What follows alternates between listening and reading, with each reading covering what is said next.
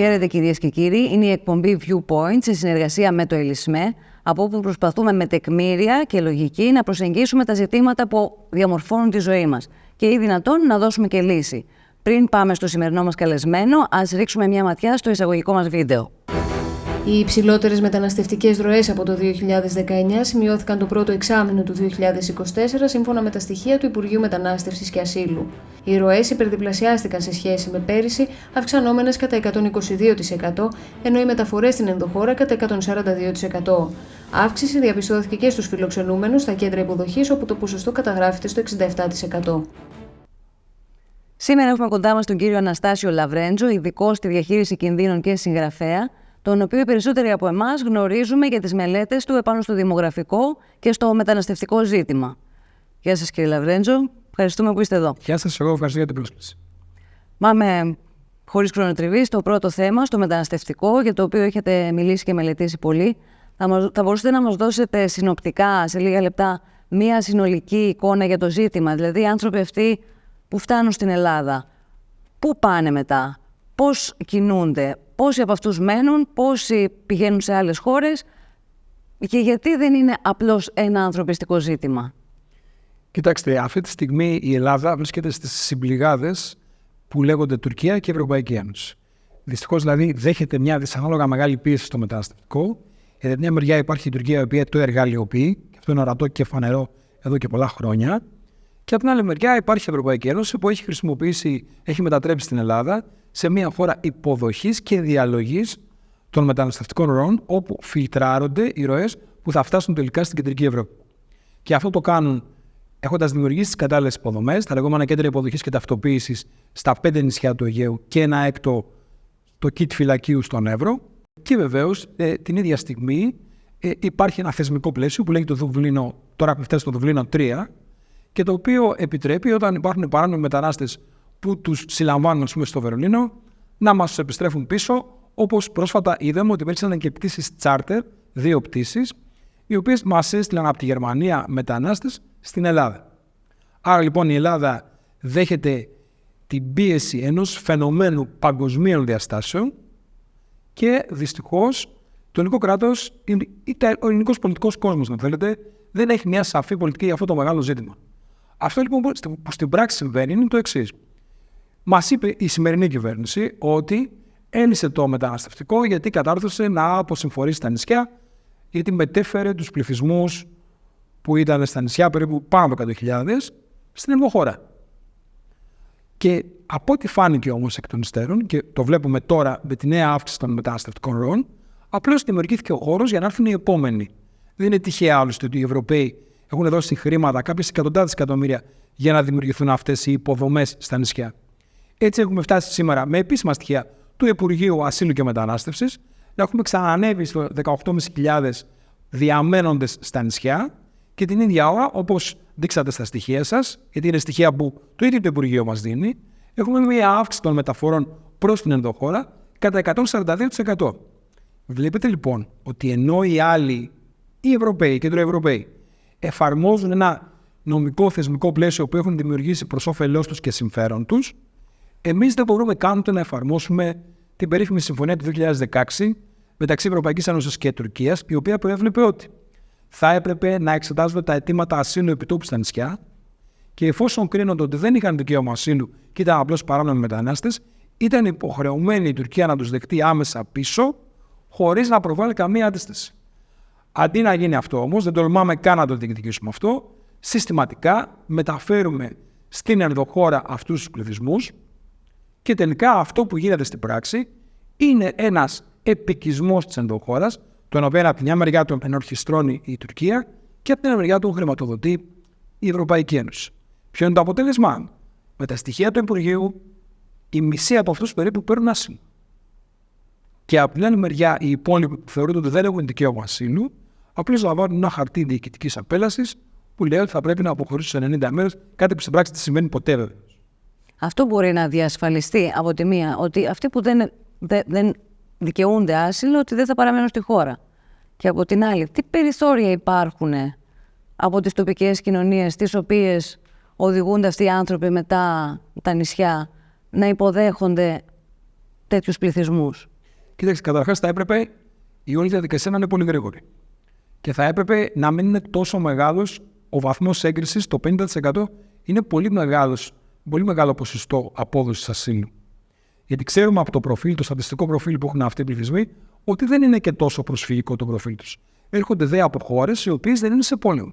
Όταν έρχονται, για παράδειγμα, από το Πακιστάν ή έρχονται από περιοχές όπως η Σομαλία, ακόμη και από την Τουρκία αυτή τη στιγμή, με τα στοιχεία που είδαμε πρόσφατα, το 6,7% αυτών που ζητούν άσυλο προέρχονται από την Τουρκία. Που δεν είναι εμπόλεμες περιοχές. Δεν είναι εμπόλεμες χώρα. Αλλά και αυτοί που έρχονται από τον Μπαγκλαντές, για παράδειγμα, έχουν περάσει 6 χώρες για να φτάσουν στην Ελλάδα, όπου εδώ εμφανίζονται ως πρόσφυγες. Δεν έχουν έρθει από κάποιο πόλεμο.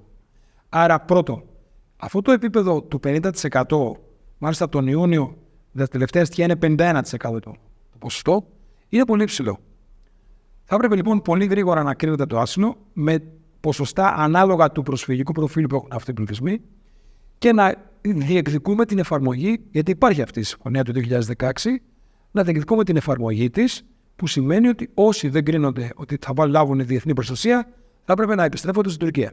Δεν τολμάει να το κάνει αυτό η κυβέρνηση και στην πραγματικότητα αυτό που κάνει είναι να σπάει τη συμφωνία. Η ελληνική κυβέρνηση, ξέρετε, το ελληνικό πολιτικό σύστημα, ενώ ομνύει υπέρ της νομιμότητας και του διεθνούς δικαίου, δεν το εφαρμόζει ποτέ προς όφελος του. Φτάνει λοιπόν να μεταφέρει αυτούς τους ανθρώπους στην ενδοχώρα, όπου οι μισοί που δεν θα πάρουν άσυλο, τι έχουν να κάνουν? Έχουν να κάνουν διάφορα πράγματα. Ή θα δουλέψουν σε μαύρη εργασία, και εδώ είναι η μεγάλη υποκρισία, αδέρφονται, και της αριστεράς, γιατί η μανολάδα υπάρχει και το ξέρουν, αλλά δεν μιλάνε. Ένα μεγάλο ποσοστό επίσης θα στρατολογηθούν από κέντρα οργανωμένου εγκλήματος, γιατί δεν είναι τυχαίο ότι οι σπήρες που εξαρθρώνονται στην Αθήνα και τη Θεσσαλονίκη έχουν πολυεθνική σύνθεση και αυτό μας το δίνει η ειδησιογραφία. Σκεφτείτε λοιπόν πόσο πιθανό είναι κάποιος που έχει έρθει από το Ιράκ, από την Αίγυπτο, από το Μπαγκλαντές ή από κάποια άλλη περιοχή να συναντηθεί με κάποιους και να κάνουν μια συμμορία. Προφανώς υπάρχει κάποιο κέντρο που τους στρατολογεί. Η τρίτη επιλογή που έχουν αυτοί οι άνθρωποι, που δεν μπορούν να μείνουν εδώ γιατί είναι παράνομοι θεωρητικά, είναι να φύγουν με κάποιο τρόπο προς την κεντρική Ευρώπη, όπου βέβαια και τους συλλαμβάνουν όταν τους βρουν, και επειδή είναι δάκτυλοσκοπημένοι και καταγεγραμμένοι στο Eurodac σύστημα, γιατί αυτός είναι ο λόγος που θέλει η Ευρωπαϊκή Ένωση να έχουμε τα κέντρα υποδοχής και ταυτοποίησης εδώ, όταν λοιπόν τους συλλαμβάνουν, ξέρουν ότι έχουν έρθει από την Ελλάδα, άρα όμως τους επιστρέφουν πίσω. Είμαστε δηλαδή χώρα εισόδου και ταυτόχρονα χώρα πρώτης απέλασης για τους Ευρωπαίους. Συνεπώς, είτε δικαιούνται, αιτούνται και παίρνουν άσυλο οι άνθρωποι που έρχονται εδώ, είτε όχι. Όλα μένουν στην Ελλάδα. Για το πούμε απλά για όποιος μπαίνει, μένει. Την ίδια ώρα, να πούμε και αυτό όμως, ότι οι πρόσφυγες που έρχονται από την Ουκρανία σε εμάς είναι πολύ λίγοι. Θα ήταν μια λογική εξέλιξη. Άνθρωποι που ζουν στον πόλεμο, με πολλές οικογένειες ορφανά, που θα έπρεπε να υποδεχόμαστε τους ανθρώπους. Αυτό όμως στην πράξη δεν συμβαίνει. Αυτούς τους παίρνουν οι Ευρωπαίοι. Σύμφωνα με τα στοιχεία του Υπουργείου, βλέπουμε και ότι η ποσόστοση των ασυνόδευτων παιδιών, τα αγόρια και τα κορίτσια, είναι εντυπωσιακά μεγάλη διαφορά. Βλέπουμε ένα ποσοστό 89% ας πούμε ανήλικα αγόρια. Καταρχάς θα ήθελα να σας ρωτήσω, αυτό το ποσοστό, δηλαδή η ηλικία τους, διαπιστώνεται με κάποιο τρόπο από κάποιον ειδικό ή βασίζεται στη δική τους δήλωση ότι πρόκειται για ανηλίκους? Ένα είναι αυτό. Και το δεύτερο, τι δημογραφικές συνέπειες έχει αυτό που είπατε πριν λίγο, δημογραφικές και κοινωνικές συνέπειες, το να μοιράζονται αυτοί οι άνθρωποι στην ενδοχώρα, αλλά όχι και σε συγκεκριμένες περιοχές? Όσον αφορά το πρώτο θέμα που μου λέτε, είναι ένα φαινόμενο που το παρατηρούμε. Καταρχάς, αν μιλήσουμε συνολικά για τις ροές, θα δούμε ότι σε όλους τους μεταναστευτικούς πληθυσμούς που καταφτάνουν, το 75% είναι άντρες, το 25% είναι γυναίκες. Από αυτούς, ένα ποσοστό που έρχονται, δηλαδή περίπου 1 στους 4, είναι ασυνόδευτο ανήλικο. Και βέβαια και εκεί η αναλογία στα ασυνόδευτα ανήλικα είναι συντριπτική, είπα το 89% είναι σωστό αυτό, είναι συντριπτική υπέρ των αρένων. Τώρα, εδώ υπάρχει ένα θέμα το οποίο και στην Ευρώπη έχει απασχολήσει και στη Γερμανία. Έχει διαπιστωθεί επανειλημμένως ότι πολλοί από αυτούς που δηλώνουν ανήλικοι, γύρω στα 17 κλπ., δηλώνουν ψευδή ηλικία. Υπάρχει τρόπος ιατρικός να εξακριβωθεί, το αποφεύγουν γιατί θεωρείται ότι είναι ένα είδος διάκρισης, είναι ένα είδος, ας πούμε, καταπίεσης του δικαιώματός τους και άρα το δέχονται κατά δήλωση. Ωστόσο, έχουν διαφορετικά δικαιώματα και διαφορετικές υποχρεώσεις για η κοινωνία απέναντι σε ανήλικα παιδιά και διαφορετικά απέναντι σε ενήλικες άνδρες. Και αυτός είναι ο λόγος που ζητάνε για το καθεστώς του ανηλίκου, γιατί έχουν επιδοτούμενο κατάλημα, επιδόμα, έχουν μια σειρά από ωφελήματα, τα οποία δεν θα τα δικαιούνται αν ήταν άνω των 18. Τώρα, εδώ πρέπει να πούμε και κάτι άλλο, ότι πολλοί από αυτούς που μπορεί και να είναι όντως ανήλικοι, είναι για τα δεδομένα τα δικά μας. Δηλαδή, ένας 17χρονος από αυτές τις χώρες ή 16χρονος δεν θεωρείται και πολύ ανήλικος στη χώρα του. Εκεί δηλαδή έχει οικογένεια αυτός. Ή μπορεί να έχει συμμετάσχει και στην πόλεμο. Άρα τα πράγματα είναι κάπως διαφορετικά. Δεν είναι ακριβώς έτσι. Και βέβαια προκαλεί εντύπωση γιατί τι θα πει ασυνόδευτοι. Έρχονται λοιπόν εδώ ασυνόδευτοι, γιατί. Άρα λοιπόν είναι μέρος του τι συμβαίνει στο μεταναστευτικό αυτό. Τώρα, όσον αφορά το ευρύτερο ερώτημα που μου κάνετε, προφανώς και έχει μεγάλη σημασία το ότι δημιουργούνται, εγκαθίστανται αυτοί οι πληθυσμοί. Εγώ θα σας πω ότι στο εξάμηνο, το πρώτο εξάμηνο του 2024, έχουμε περίπου κάτι λιγότερο από 30.000 αιτήματα ασύλου. Την ίδια ώρα που, αν πάμε στο δημογραφικό, θα σας πω ότι το φυσικό ισοζύγιο, δηλαδή γεννήσεις μείαν θάνατοι στην Ελλάδα, θα κυμανθεί περίπου στις 65.000. Δηλαδή, έχουμε χάσει στο εξάμηνο 30.000 από το γηγενή ελληνικό πληθυσμό και εγκαθίστανται περίπου 30.000 από διάφορες χώρες.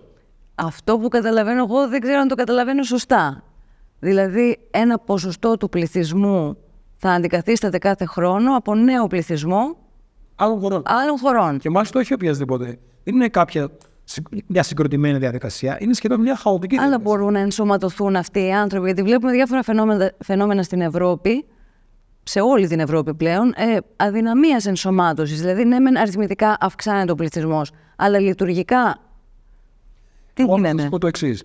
Νομίζω και με απλή λογική καταλαβαίνουμε ότι σε αυτούς τους αριθμούς που έρχονται αυτοί οι άνθρωποι δεν μπορούν να ενσωματωθούν. Ένα αυτό. Δεύτερο, βλέπουμε τα δεδομένα στην Ευρώπη, όπου εκεί έχουμε να κάνουμε με δεύτερης και τρίτης γενιάς μεταναστευτικούς πληθυσμούς, γιατί η περίπτωση στις ευρωπαϊκές χώρες όπως η Γαλλία ή η Αγγλία είναι λίγο διαφορετική. Δηλαδή, αυτοί οι πληθυσμοί καταστάθηκαν μετά την πτώση της απεικιοκρατίας στις δεκαετίες του 50, 60 και 70 και παρόλα αυτά βλέπουμε ότι δεν ενσωματώθηκαν. Θα μου πείτε ποιος φταίει γι' αυτό.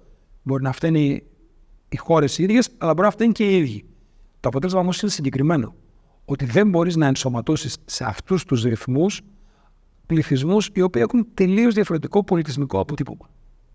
Άρα λοιπόν είσαι υποχρεωμένος να λάβεις σοβαρά υπόψη σου το θέμα της κοινωνικής συνοχής. Γιατί αυτή τη στιγμή η Βρετανία, για παράδειγμα, μετά τα γεγονότα που γίνανε με το γνωστό φόνο των 3 κοριτσιών. Και θα τα δούμε και σε λίγο. Βιώνει ένα αδιέξοδο. Έχουν εξεγερθεί στις πόλεις άνθρωποι, βρισκόνται σε σύγκρουση. Από μια μεριά υπάρχουν γηγενείς Βρετανοί οι οποίοι αντιδρούν, και από την άλλη μεριά έχουν βγει μετανάστες, πρώην μετανάστες ή πρόσφατοι, και έχουν και επιθετικές διαθέσεις κλπ. Άρα υπάρχει μια σύγκρουση που είναι τελικά μια σύγκρουση φιλετική. Γιατί δεν είναι πολίτες μιας συγκεκριμένης πολιτείας. Είναι πληθυσμοί που δεν είναι όμοροι και που αναπόφευκτα με την πρώτη ευκαιρία θα έρθουν στη σύγκρουση. Και ίσως αν θέλετε, δεν ξέρω, ίσως κάποιοι το θέλουν αυτό το πράγμα. Για την περίπτωση της Ελλάδας όμως, ξέρετε, αυτό είναι πολύ σοβαρό. Γιατί αν οι ευρωπαϊκές χώρες έχουν την πολυτέλεια να έχουν αυτά τα προβλήματα, εμείς έχουμε απέναντι μια τουρκική απειλή. Έχουμε κάτσει να σκεφτούμε ότι η διάρρηξη της κοινωνικής συνοχής θα οδηγήσει σε προβλήματα που θα έχουν να κάνουν και με την ασφάλεια της χώρας, την εσωτερική και την εξωτερική. Γιατί η Τουρκία μας στέλνει αυτούς τους πληθυσμούς? Και γιατί το ελληνικό πολιτικό σύστημα λέει ότι θα λύσουμε το δημογραφικό με μεταναστευτικούς πληθυσμούς? Δηλαδή, η Τουρκία έχει αναλάβει να μας λύσει το δημογραφικό? Προφανώς όχι, είναι η απάντηση. Αλλά έχουμε τη δυνατότητα να το διαχειριστούμε με τους μηχανισμούς μας στα πλαίσια της Ευρωπαϊκής Ένωσης. Πάντα έχουμε τη βούληση. Αλλά δυστυχώς δεν υπάρχει βούληση ούτε σχέδιο. Όπως τα περισσότερα πράγματα στην Ελλάδα. Όμως ξέρετε κάτι, μιλάμε για ένα πολύ θεμελιώδες ζήτημα. Αν η Ελλάδα λοιπόν αφαιθεί και δυστυχώς αφήνεται στις δημογραφικές εξέλιξεις και παράλληλα στη συμπληρωματική διαδικασία που έχει να κάνει με τις μαζικές παράνομες μεταναστευτικές ροές, μετά από 10-15 χρόνια θα μιλάμε για μια τελείως διαφορετική χώρα. Θα ήθελα πριν μιλήσουμε για τη λύση που ενδεχομένως έχετε να προτείνετε, γιατί έχετε μελετήσει αρκετά το φαινόμενο, θα ήθελα να σας ρωτήσω κάτι ακόμα παράδοξο με το ζήτημα του μεταναστευτικού. Βλέπουμε το διεθνή τύπο από καιρού εις καιρών συνεχώς να ασχολείται με φερόμενα ως pushbacks και κακομεταχείριση μεταναστών από την Ελλάδα, η οποία είτε δεν βασίζεται σε στοιχεία, είτε σε στοιχεία τουρκικών υπηρεσιών. Ενώ η Τουρκία, που ξέρουμε ότι δεν σέβεται και τόσο τα ανθρώπινα δικαιώματα, δεν είναι κοινό μυστικό, που υπάρχουν σε βίντεο περιστατικά κακομεταχείρισης αυτών των ανθρώπων, δεν κατηγορείται. Καταρχάς, γιατί υπάρχει αυτή η ημεροληψία, και κατά δεύτερον, ποιος επωφελείται από αυτή την ημεροληψία? Νομίζω ότι μου έχετε απαντήσει ήδη το μισό ερώτημα. Γιατί ουσιαστικά έχετε. Εκτός από την Τουρκία, είναι προφανές αυτό. Αλλά ο διεθνής τύπος πώς επωφελείται από αυτό? Λοιπόν, καταρχάς, για να μην κοροϊδευόμαστε μεταξύ μας. Το σύστημα της λάθροδιακίνησης ή το δουλεμπόριο, το οποίο έχει μαζικές διαστάσεις και έχει και πολλά λεφτά από πίσω του που κινούνται, έχει διάφορα επίπεδα. Υπάρχουν οι δουλέμποροι, αυτοί που κάνουν τη μετακίνηση δηλαδή και τη διακίνηση. Υπάρχουν όμως και αυτοί που χειρίζονται επικοινωνιακά το ζήτημα. Υπάρχουν οι μπροστινοί, όπως λέμε. Και αυτοί δημιουργούν εντυπώσεις εις βάρος της Ελλάδας για να την υποχρεώνουν ακριβώς να έχει ανοιχτά σύνορα. Την ίδια ώρα, το μέτρο της υποκρισίας τους φαίνεται από το γεγονός, ξέρετε, ότι η Ευρωπαϊκή Ένωση τοποθετεί τη Frontex στα βόρεια ελληνικά σύνορα, στα Σκόπια και στην Αλβανία, χώρες που δεν είναι στην Ευρωπαϊκή Ένωση, για να αποτρέπουν ροές που θα κινούνται προς την Ευρώπη. Δηλαδή, μας ζητάνε ανοιχτά τα ανατολικά μας σύνορα, αλλά κλειστά μας τα βόρεια. Και έτσι μας μετατρέπουν σαν φάλα. Γιατί δεν βάζουμε τη Frontex στα νότια και στα ανατολικά? Η Frontex άλλωστε δεν έχει σκοπό να ελέγξει τα σύνορα. Έχει ένα συγκεκριμένο καταστατικό, είναι επικουρικός και αν θέλετε, ο σκοπός που έχει η Frontex στα ελληνικά σύνορα είναι ακριβώς να επιβλέπει την τήρηση της ευρωπαϊκής πολιτικής. Η οποία ευρωπαϊκή πολιτική επιδιώκει να έρχονται αυτοί οι άνθρωποι στην Ελλάδα και να καταγράφουν. Για να μπορούν να ξέρουν ποιοι είναι αυτοί και αν χρειαστεί να μας στέλνουν πίσω. Βλέπετε λοιπόν ότι έχουν δημιουργήσει αυτά τα κατά συνθήκη ψεύδη. Αυτοί δηλαδή μπορεί να μας κάνουν ένα νόμιμο ή νομιμοφανές pushback μέσω του Δουβλίνου 3. Δηλαδή, ενώ εμείς είμαστε υποχρεωμένοι να τους δεχόμαστε, αν αυτοί τους συλλέγουν στο Βερολίνο, μας τους στέλνουν με πτήσεις charter πίσω. Αυτό δεν είναι pushback, είναι pushback. Την ίδια στιγμή, εμάς μας υποχρεώνουν όμως να τους δεχόμαστε εδώ πέρα. Και αυτό είναι μια αντίφαση.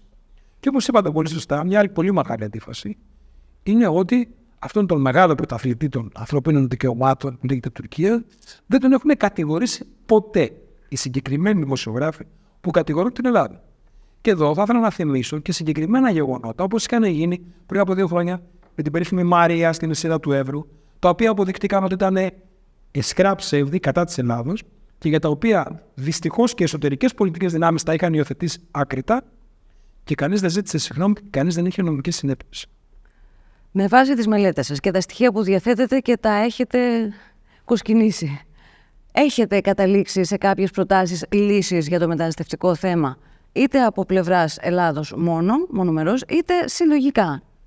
Κοίταξτε, καταρχάς. Στην Ευρώπη εννοώ. Καταρχάς, εγώ θεωρώ ότι η χώρα οφείλει να έχει μια εθνική πληθυσμιακή πολιτική. Πρέπει δηλαδή να ξέρει η ίδια ή να θέλει να ορίσει ποιο θα είναι το μέλλον της. Χωρίς τις υποχρεώσεις που τις βάζουν οι άλλοι. Γιατί μας έχουν αναθέσει βάρη που δεν μας αναλογούν. Αυτό συνεπάγεται ότι πρέπει να έχει έναν πυλώνα δημογραφικής πολιτικής που δεν έχει. Η σημερινή κυβέρνηση διανύει το δεύτερο, έχει μπει σχεδόν στο δεύτερο έτος της δεύτερης θητείας της και ακόμα δεν έχει παρουσιάσει σχέδιο για το δημογραφικό. Την ίδια ώρα που είμαστε στην 14η χρονιά μείωσης του ελληνικού πληθυσμού. Αυτό είναι εντυπωσιακό να ξέρει. Εγώ το θεωρώ άκρως εντυπωσιακό. Δηλαδή να έχει μια χώρα που καταρρέει δημογραφικά και το πολιτικό σύστημα, η κυβέρνηση η οποία επέρεται και αυτοσυγχαίρεται ως ένα πετυχημένο επιτελικό κράτος, δεν έχει καμία πρόταση για το μεγαλύτερο ζήτημα της χώρας. Από την άλλη μεριά πρέπει να έχει και μια μεταναστευτική πολιτική. Που σημαίνει τι? Σημαίνει ναι στον ανθρωπισμό, όχι στα ψέματα.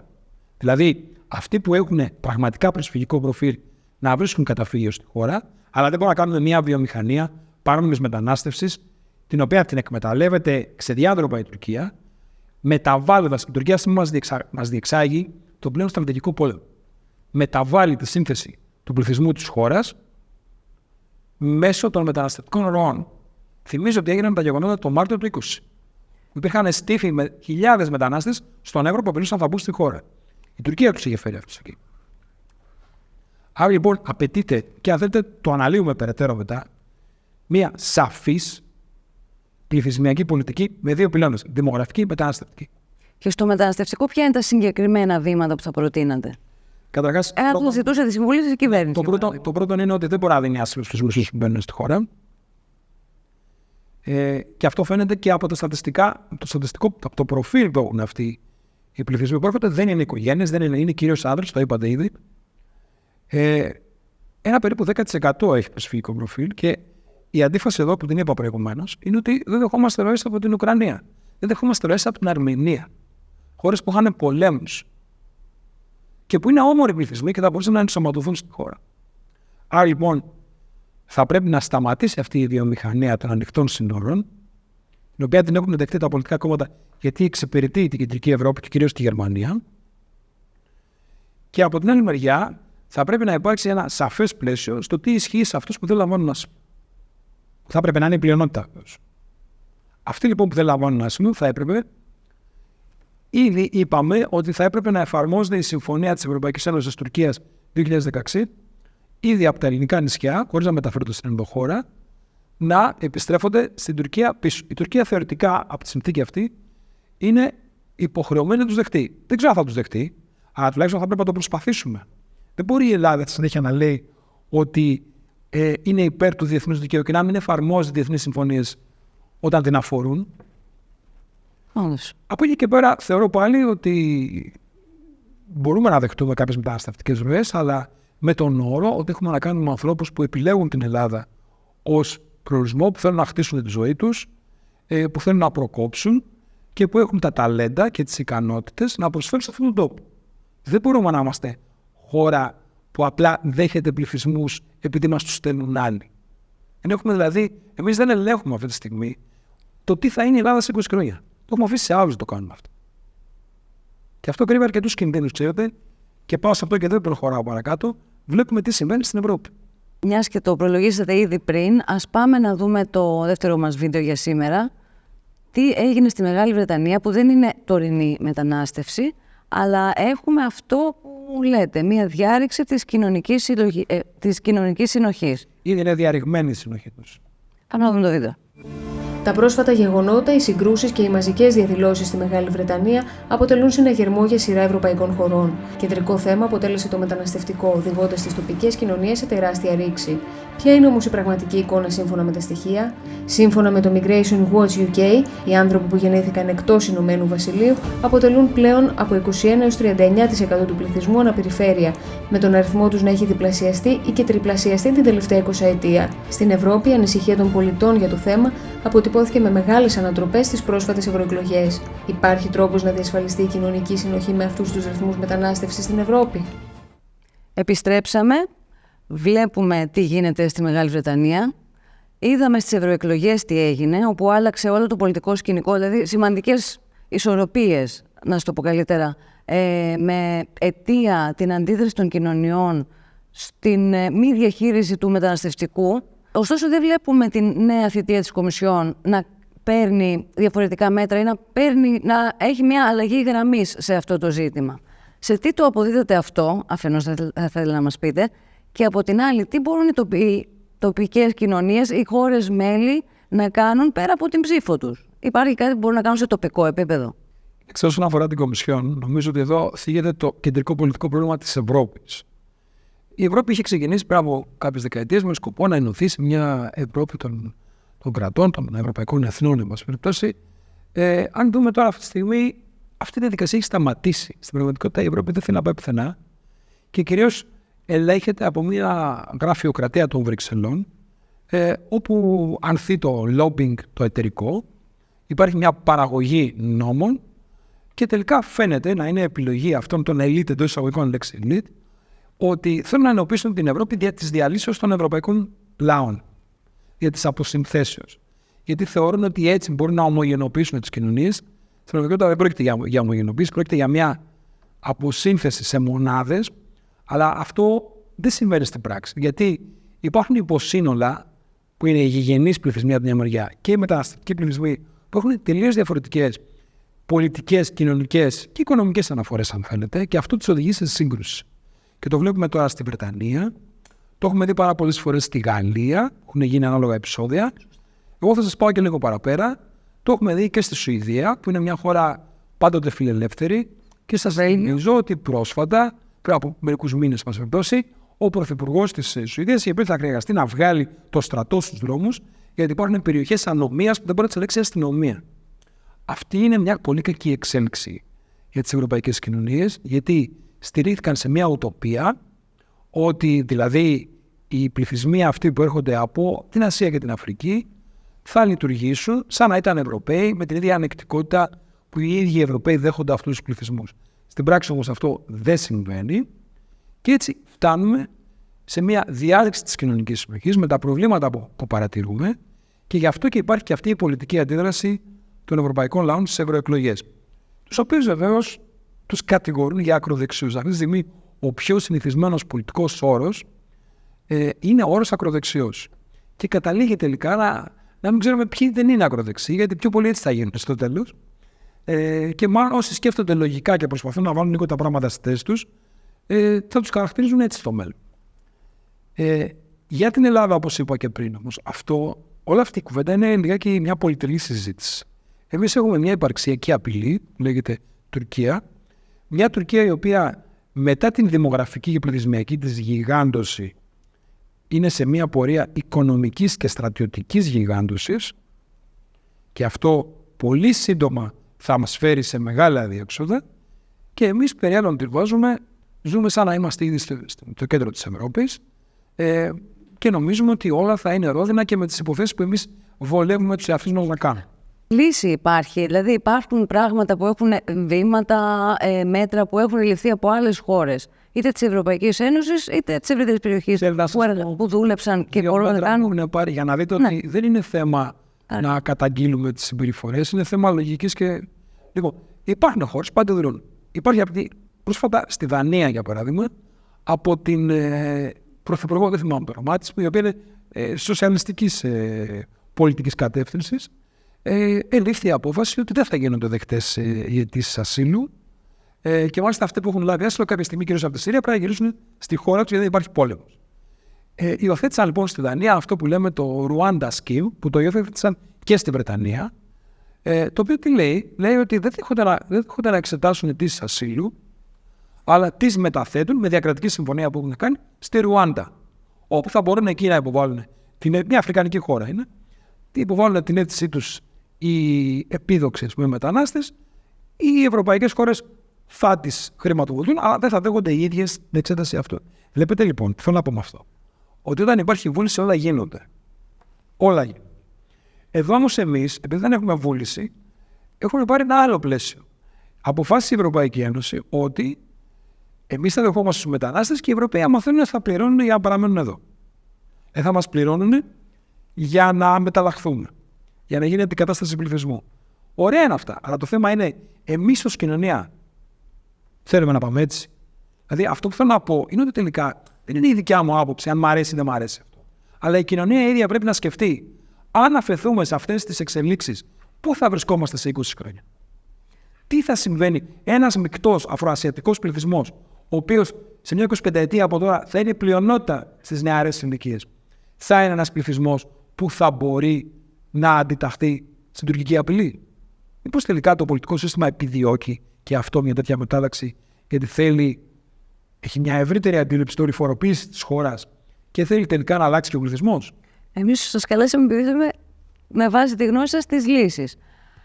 Θα επανέλθουμε σε αυτό γιατί έχει σχέση με το δημογραφικό, αλλά επειδή έχουμε κάποιο περιορισμό χρόνου, ας πάμε να δούμε στο σημείο αυτό που έχετε πει πάρα πολλές φορές και το είπατε και πριν λίγο, γιατί το δημογραφικό είναι το μείζον πολιτικό θέμα, το μέλημα κάθε ελληνικής κυβέρνησης. Με βάση κάποιες κάρτες που μας έχετε προετοιμάσει, που το συνοψίζει. Αν θέλετε, πάμε να μας το εξηγήσετε μέσα σε λίγα λεπτά, αν είναι εφικτό κάτι τέτοιο. Λοιπόν. Εδώ βλέπουμε ότι. Εδώ έχουμε την πρώτη κάρτα, η οποία μας δείχνει, βλέπετε είναι δύο χρονοστιές, μια μπλε, μια κόκκινη. Η μπλε μας δείχνει τις γεννήσεις κάθε χρόνο στη χώρα, από το 1980 μέχρι τα πιο πρόσφατα επίσημα στοιχεία που είναι το 2022. Και βλέπετε ότι είχαμε μια εγκατακρίμνηση από τις 150.000 στις 100.000 τη δεκαετία του 80, περίπου σταθεροποιήθηκαν σε κάποια επίπεδα τη δεκαετία του 90, μια μικρή αύξηση είχαμε κοντά στο 2003-2005, που είχε να κάνει με διάφορους παράγοντες. Ένας από αυτούς είναι ότι οι κυβερνήσεις είχαν πάρει κάποια μέτρα για τις τρίτεκνες οικογένειες κλπ. Αλλά μετά έχουμε μια μεγάλη πτώση η οποία σε έναν βαθμό οφείλεται και στα μνημόνια, οφείλεται και στην οικονομική επιδείνωση. Εδώ όμως θέλω να τονίσω ότι δεν είναι η οικονομική κρίση που παράγει το δημογραφικό, είναι αυτή που το επιδεινώνει. Και το επιδεινώνει με δύο τρόπους: και με την αδυναμία των νέων ζευγαριών να φέρει στον κόσμο παιδιά να σχηματίσουν οικογένειες, αλλά και με τη φυγή ενός εκατοντάδων χιλιάδων νέων ανθρώπων στο εξωτερικό, όπου σχηματίζουν τις οικογένειές τους εκτός Ελλάδος. Την ίδια ώρα βλέπετε την κόκκινη γραμμή, η οποία εκτινάστε, ένας πληθυσμός που γερνάει, αναπόφευκτα λοιπόν αυξάνονται οι θάνατοι, και γι' αυτό βλέπετε έχει ανοίξει τόσο πολύ τη σελίδα μεταξύ γεννήσεων και θανάτων στη χώρα. Ωστόσο, βλέπουμε από το 2010 και μετά τεράστιες τάσεις προς τα πάνω και προς τα κάτω αντίστοιχα και στις δύο γραμμές. Αυτό τι μας κάνει να καταλάβουμε? Γιατί αν δεν κάνω λάθος, το 2010 ήταν περίπου το κέντρο της οικονομικής κρίσης. Ναι, η οικονομική κρίση εκδηλώθηκε τότε, αλλά οι συνέπειες της ήταν στο επόμενο διάστημα, στην επόμενη δεκαετία. Μην ξεχνάμε ότι οι συνέπειες συνεχίζονται. Το πολιτικό σύστημα εμφανίζει τον εαυτό του ως επιτυχημένο, ότι ξεπέρασε την κρίση που το ίδιο παρήγαγε. Και αυτή τη στιγμή, με επίσημα στοιχεία που δημοσιεύουν οι ξένες μεγάλες εφημερίδες, Financial Times για παράδειγμα, είμαστε η δεύτερη χώρα στην Ευρώπη μετά τη Βουλγαρία, η πιο φτωχή χώρα της Ευρώπης σε αγοραστική δύναμη. Δηλαδή, υπέστη στην ελληνική κοινωνία μια καθίζηση, μια φτωχοποίηση, η οποία βέβαια έχει τις συνέπειες της, όπως βλέπετε. Και εδώ βλέπετε και τις τελευταίες χρονιές που έχουμε την κυβέρνηση της Νέας Δημοκρατίας, που υποτίθεται πήρε κάποια επιδοματικά μέτρα. Βλέπετε ότι δεν είχαν κανένα αντίκτυπο, ακριβώς γιατί ήταν τελείως υποσπασματικά και δεν είναι ικανά να αντιμετωπίσουν ένα τέτοια εκτάσεως και βάθους πρόβλημα. Πάμε στην επόμενη κάρτα. Βεβαίως. Εδώ, αυτή την κάρτα θέλω να τη δούμε, πρέπει να καταλάβουμε πρώτα απ' όλα τι είναι αυτή η κάρτα. Εδώ βλέπουμε τη διαφορά γεννήσεων και θανάτου. Αυτό που λέμε φυσικό ισοζύγιο. Βλέπετε λοιπόν ότι μέχρι το 1995 είχαμε τις μπλε γραμμές που ήταν θετικές, δηλαδή είχαμε ένα πλεόνασμα, γεννιόντουσαν περισσότεροι από όσους πέθαναν στις αρχές της πρώτης μεταπολεμικές δεκαετίες, που και τότε είχαμε μεταναστευτική εκροή. Είχαμε περίπου 100.000 θετικό πλεόνασμα κάθε χρονιά. Βλέπετε ότι τη δεκαετία του 90 φτάσαμε περίπου στο 0 και τώρα είμαστε στη φάση που κάθε χρονιά έχουμε μια αρνητική συνεισφορά. Εδώ έχω αφαιρέσει τις γεννήσεις αλλοδαπών από τα στοιχεία της Εμστάτ, επίσημα στοιχεία που δίνει η Εμστάτ, και βλέπετε ότι κάθε χρονιά έχουμε φτάσει αυτή τη στιγμή περίπου στις μείον 70.000. Τι σημαίνει πρακτικά αυτό? Αυτό σημαίνει ότι κάθε χρόνο από εδώ και μπρος εξαφανίζεται από το χάρτη μια περιφερειακή, μια επαρχιακή πρωτεύουσα. Πέρσι χάθηκε μια Αλεξανδρούπολη. Έχουν χαθεί, έχει μειωθεί ο πληθυσμός. Βλέπετε εδώ, 576.000 μέσα σε 14 χρόνια, και είναι σαν να έχουν σβήσει από το χάρτη, όπως λέω, 14 επαρχιακές πρωτεύουσες. Σαν να έχει σβήσει η Λαμία, σαν να έχει σβήσει τα Ιωάννα, τα Χανιά, το Ρέθυμνο και άλλες πόλεις. Είναι συγκλονιστικό αυτό που συμβαίνει, και εδώ ξέρετε, έρχεται η κουβέντα που είπατε πριν, ότι πολλές φορές λέω και στις συνεντεύξεις μου ότι θα έπρεπε να είναι το πρώτο μήνυμα ενός πρωθυπουργού την πρώτη νύχτα που μπαίνει, που έχει κερδίσει τις εκλογές, και κάθε στο μαξιλάρι έπρεπε να σκεφτεί ότι το πρώτο πράγμα που έχω να αντιμετωπίσω είναι ότι ο ελληνισμός τελειώνει. Το δυστυχές είναι ότι δείχνει αυξητική τάση κιόλας, δεν σταθεροποιηθεί. Θα σταθεροποιηθεί περίπου, έχουμε τα ανάλογα στη Βουλγαρία που έχουν συμβεί, θα σταθεροποιηθεί κοντά σε αυτά τα επίπεδα που είναι τώρα. Θέλετε να προχωρήσουμε? Σταθερή αρνητική συνεισφορά κάθε χρόνο, εάν δεν αλλάξει ο ρυθμός γεννήσεων. Θέλετε να προχωρήσουμε στην επόμενη κάρτα, να ολοκληρώσουμε την ανάλυση, ώστε να πάμε επιτέλους να ρωτήσουμε και τις λύσεις? Βεβαίως. Εδώ, ξέρετε, αυτή η κάρτα είναι πολύ σημαντική, γιατί είναι η ουσία του δημογραφικού προβλήματος.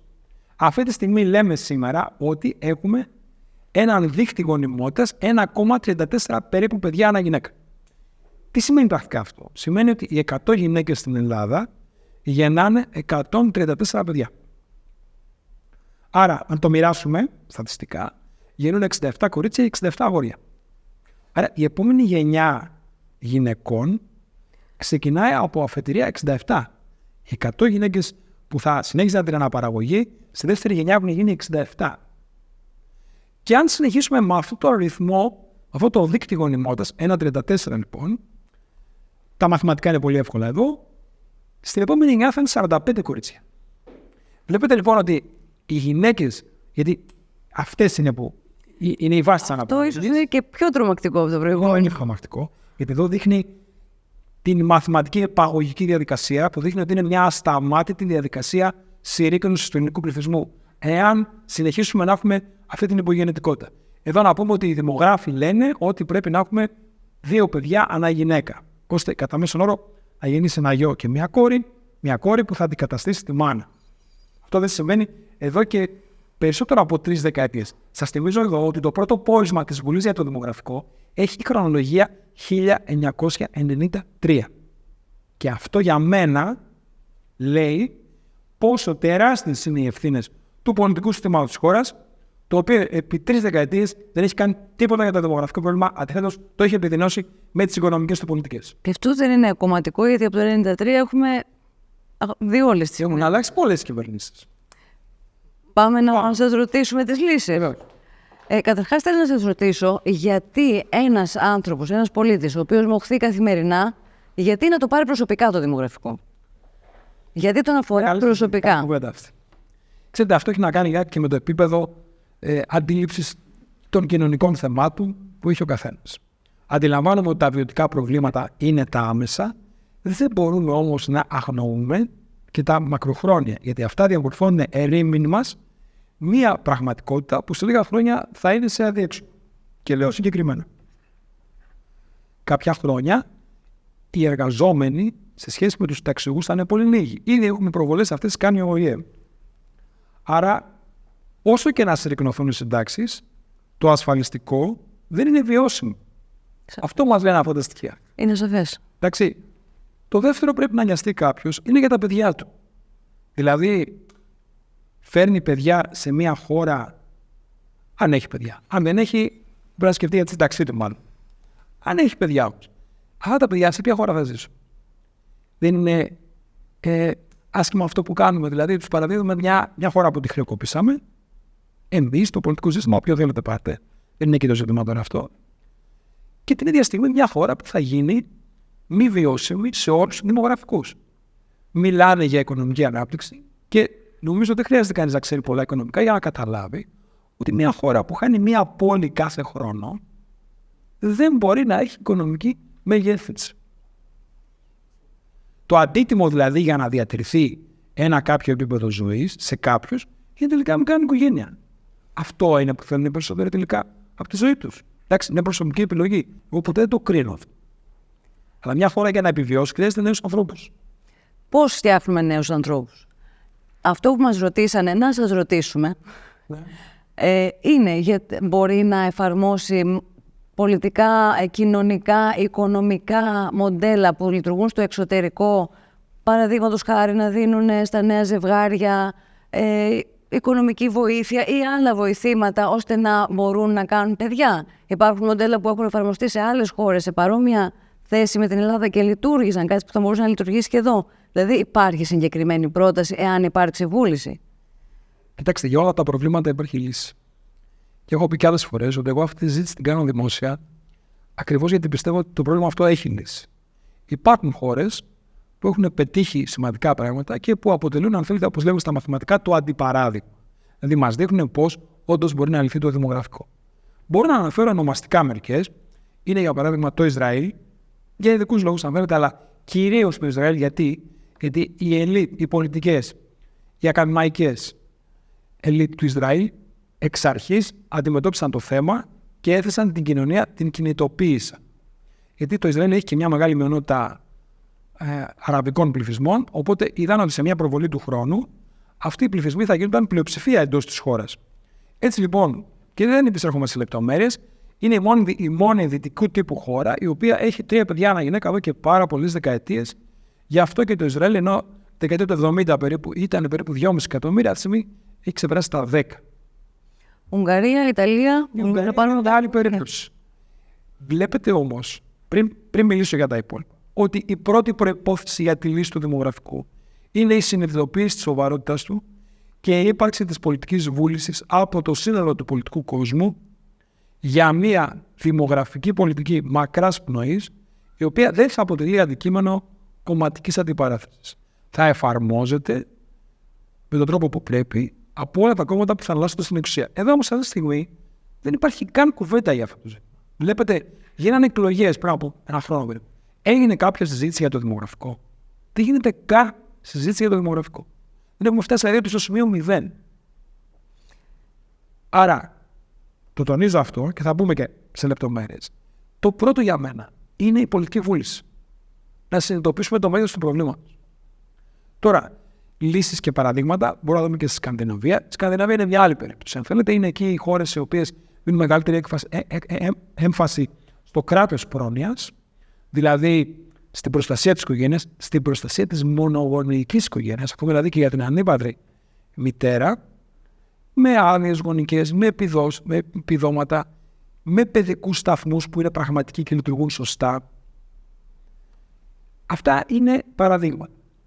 Αντίστοιχα, μπορούμε να δούμε και στη Γαλλία, βέβαια. Και η Γαλλία έχει μια ενεργή δημογραφική πολιτική εδώ και πολλά χρόνια και έχει και ένα υφυπουργείο δημογραφικής πολιτικής. Και στην Ελλάδα δημιουργήσαμε, βέβαια, αλλά ακόμα έχει διακοσμητικό ρόλο. Ακόμα περιμένουμε να ανακοινώσει την εθνική δημογραφική πολιτική και τελικά δεν είναι τίποτα άλλο παρά κάποια λόγια που λέγονται λίγο πριν τις εκλογές ή μια δέσμη από επιδοματικά μέτρα, όπως το ότι θα θύνουν, ας πούμε, στην αρχή ήταν 2.000, μετά έγινε 2.400, σαν επίδομα παιδιού, επίδομα γέννησης, το οποίο όμως, όπως είδαμε στα δεδομένα, δεν είχε καμία επίδραση. Θα ήταν αστείο να πιστεύει κανείς ότι επειδή θα δώσει 2.000 σε κάποιον, θα κάνει παιδιά. Τα ζητήματα είναι πολύ ευρύτερα και πολύ πιο θεμελιώδη. Και δεν έχουν να κάνουν βεβαίως και μόνο με τα οικονομικά, αν θέλετε. Έχει να κάνει και με τον τρόπο ζωής, με το πρότυπο ζωής που προβάλλεται, με το αξιακό πλαίσιο που έχει υιοθετήσει η κοινωνία για τον εαυτό της, αλλά βλέπετε ότι και εδώ κινούμαστε προς άλλη κατεύθυνση. Εδώ δηλαδή το πολιτικό σύστημα ενισχύει πρότυπα που αντιστρατεύονται την παραδοσιακή αντίληψη της οικογένειας. Δηλαδή ουσιαστικά αυτό υπονομεύεται. Με αφορμή αυτό που μόλις είπατε, και παρότι ήταν λίγο δυσίωνα να πούμε την αλήθεια αυτά που είπαμε σήμερα, θα θέλαμε να κλείσουμε με ένα αισιόδοξο μήνυμα. Μήπως χρειάζεται να κάνουμε κάποιο είδους συνειδητοποίηση και εμείς ως κοινωνία και ως άτομα. Και αν ναι, τι είναι αυτό που πιστεύετε ότι δεν έχουμε συνειδητοποιήσει και πρέπει να το κάνουμε? Και το ρωτάω με όλο το ιστορικό βάθος που έχει η Ελλάδα και το φορτίο που αυτό συνεπάγεται. Αυτή η ερώτηση που μου κάνετε είναι δύσκολη και είναι για μια ακόμα εκπομπή, ξέρετε. Θεωρώ ότι η πολιτική λειτουργία στην Ελλάδα γίνεται με έναν επιφανειακό τρόπο. Τα πολιτικά κόμματα δεν έχουν ορίζοντα σκέψη στρατηγικό. Αυτό το έλλειμμα πολιτικής δεν είναι μόνο στο δημογραφικό, είναι και σε άλλους τομείς. Στο γεωπολιτικό. Εδώ έχουμε δεκαετίες που δεν αναλογείται σοβαρά, πιθανολογείται πια, ότι υπάρχουν μεγάλα κοιτάσματα σε μια χρεοκοπημένη χώρα και δεν κάνουμε τακτικά καμία προσπάθεια, αλλά λέμε ήδη προαναγγέλνουμε ότι θέλουμε να τα μοιράσουμε και να πάμε σε μια εκμετάλλευση. Βλέπετε λοιπόν ότι το πολιτικό σύστημα, και εκεί ίσως είναι για μένα το κέντρο του προβλήματος, αν μου ζητάγατε να τα συμπυκνώσω, εγώ θα έβλεπα δύο πυρήνες. Ο ένας είναι η ίδια κοινωνία, που έχει δεχτεί να πάνε τα πράγματα όπως πηγαίνουν και δεν έχει θέσει απαιτήσεις για το τι θα συμβεί σε αυτόν τον τόπο στους πολιτικούς μας, οι οποίοι ήδη έχουν διαπιστευτήρια αποτυχίας πολύ σημαντικά και δεν έχουν υποστεί συνέπειες γι' αυτό. Και από την μεριά είναι ο τρόπος που λειτουργεί το πολιτικό σύστημα, το οποίο, θα πω κάτι πολύ σκληρό τώρα, ότι δυστυχώς αρέσκεται, για να μην πω τρέφεται, να ζει και να ευημερεί από την παρακμή της χώρας. Έχουμε μια υπαρξιακή απειλή απέναντί μας που λέγεται Τουρκία. Η Τουρκία αυτή τη στιγμή έχει τεράστια εξοπλιστικά προγράμματα. Εμείς έχουμε αφαιθεί σε όλα αυτά και απλά λέμε ότι θα πάμε σε μια διευθέτηση, ελπίζοντας ότι αν μας βάλουν μια υπογραφή θα μας μείνουν κάποια πράγματα και τελικά ουσιαστικά έχουμε δεχτεί ότι ελληνικό θα είναι ότι μας επιτρέψει η Τουρκία. Συνεπώς, αυτό που λέτε, αν καταλαβαίνω σωστά, ότι πρέπει να συνειδητοποιήσουμε, είναι το τι μας συμβαίνει. Το τι μας συμβαίνει και ότι πρέπει η αντίδρασή μας να είναι ριζικού χαρακτήρα. Η Ελλάδα δεν μπορεί να επιβιώσει αυτό σχεδιάζοντας, ούτε με το να αφαιθεί στις εξελίξεις. Μίλησα για την Τουρκία, γιατί εδώ υπάρχει μια επικρεμάμενη απειλή, η οποία διωγγώνεται. Και υπάρχει μια ψαλίδα γεωπολιτικού δυναμικού, την οποία δεν έχουμε αφήσει να αυξάνεται. Εδώ λοιπόν υπάρχει ένα τεράστιο έλλειμμα, το οποίο θα έρθει κάποια στιγμή η ιστορία να μας το πληρώσει. Δυστυχώς όμως το πολιτικό σύστημα, ξαναλέω πριν, όπως είπα και πριν, δεν κάνει τα δέοντα. Γιατί? Γιατί αυτό θα σήμαινε ότι η κοινωνία έπρεπε να αναπτυχθεί, να υπάρχει αξιοκρατία, να υπάρξει άνοδος κοινωνικών ομάδων, τεχνολογία, θεσμοί δημοκρατικοί, πραγματικός εξυγχρονισμός και όχι εξυγχρονισμός των ψηφιακών πιστοποιητικών, ώστε η χώρα να μπει, έρχεται η μεγάλη επανάσταση τεχνητής νοημοσύνης. Πού βρίσκεται η Ελλάδα σε αυτό? Πουδενά. Η χώρα πρέπει να μπει στον 21ο αιώνα. Και δυστυχώς δεν μπαίνει και να το πληρώσει. Και το δημογραφικό είναι μία από τις εκφάνσεις της αδυναμίας μας να προσαρμοστούμε στις εξελίξεις και, αν θέλετε, είναι το βαθύ σύμπτωμα μιας γενικότερης παθογένειας. Γιατί, εγώ θα σας το πω ακόμα πιο πέρα, το δημογραφικό δεν είναι μόνο ποιοι γεννάνε και γιατί γεννάνε. Είναι ένα σωρό άλλα ζητήματα. Αυτή τη στιγμή είδαμε στην πρόσφατη απογραφή που έγινε το 2021, έχουμε μια κατάρρευση της περιφέρειας. Νομή ολόκληρη με μείον 10, μείον 14% στη δεκαετία. Είναι απώλειες πολέμου αυτές. Και εδώ έρχεται στην επιφάνεια το πρόβλημα της περιφερειακής ανάπτυξης, που δεν υπάρχει. Αυτό περιορίζουμε γιατί είναι πολλά αυτά πράγματα. Κύριε Λαβρέτζο, ευχαριστούμε πάρα πολύ για την παρουσία σας εδώ. Ευχόμαστε να έχουμε να προτείνουμε περισσότερες λύσεις την επόμενη φορά.